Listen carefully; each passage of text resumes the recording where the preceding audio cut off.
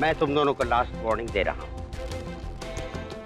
हम तीनों इस छत के नीचे रहते आए हैं और आगे से भी हमें ऐसे ही रहना पड़ेगा।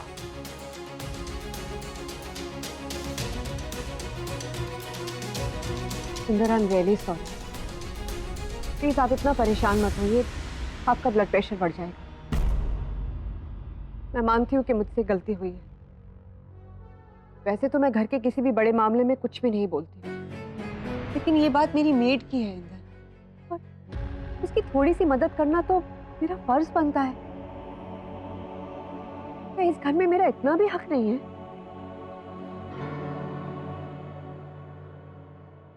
आरती मैडम बिल्कुल नारियल की तरह है, बाहर से सख्त और अंदर से मजबूर। बाहर ये राज किसी को भी नहीं पता है। अगर ये बात बाहर किसी को पता चली तो फिर आरती मैडम के लिए बहुत मुश्किल हो जाएगी, और वो मुझ पर बहुत विश्वास करती हैं, और मैं नहीं चाहती हूँ कि उनका ये विश्वास मुझ पर से टूटे। लेकिन मैं तो ये सोच के शॉक्ड हूँ कि लोग एक बीवी नहीं संभाल पाते, और मिस्टर रायचंद दो दो बीवियां संभाल रहे हैं। वो अब तक पागल नहीं हुए? प्रॉब्लम मेड का नहीं है। तुम दोनों अच्छी तरह जानती हो कि प्रॉब्लम क्या है। रायचंद खानदान का अगर कोई मजाक उड़ाता है तो ये मैं कभी बर्दाश्त नहीं करूंगा।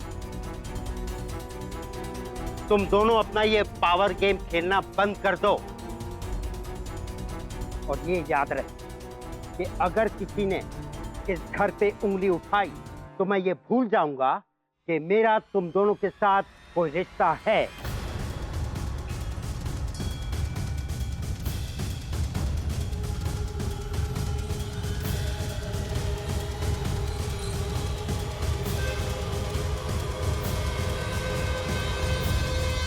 ठीक है माँ, बैठ। देख, अगर तुझे लगता है कि तुझे यहाँ काम करना चाहिए तो मैं तुझे मना नहीं करूँगी माँ, लेकिन मैं नहीं चाहती कि तू गेहूं में घुन की तरह पिस जाए। और देख, मैं यहाँ रहकर तेरी परेशानी और नहीं बढ़ाना चाहती। इसी शहर में रहकर तू मुझसे अलग रहना चाहती है? सच बता, रह पाएगी तू मेरे बिना? नहीं ना। एक बेटा, बस थोड़े दिनों की बात है। पैर अगर मजबूत हो ना तो इंसान जिंदगी की रेस में अव्वल आ सकता है। हम भी पाई पाई जोड़कर मजबूत हो जाएंगे, और फिर इस जगह को छोड़कर अपने लिए नया घर ले लेंगे। तब तक तो इसी घर का सहारा है ना। देखा माँ, तूने ऐसी इमोशनल बातें करके मुझे भी रुला दिया। तू टेंशन मत ले, मैं यहीं रहूंगी इसी कमरे में, और तुझे छोड़कर कहीं भी नहीं जाऊंगी।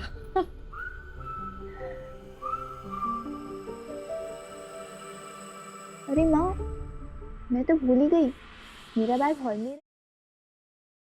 खाना बनाना आता है तुम्हें? मालकिन, आप तो उंगलियां चाटती रह जाएंगी। और क्या क्या काम आता है? नाच लेते हैं।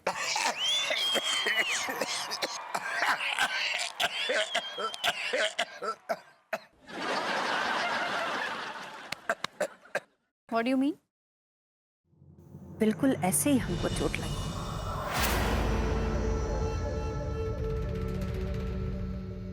जब तुम्हारे बेटे ने हमारी इज्जत के साथ खिलवाड़ किया और तुम्हारी बेटी ने उसकी मदद की। मैं तो सारी जिंदगी भगवान को मानती रही, लेकिन फिर भी इस घर ने कितना कुछ झेला।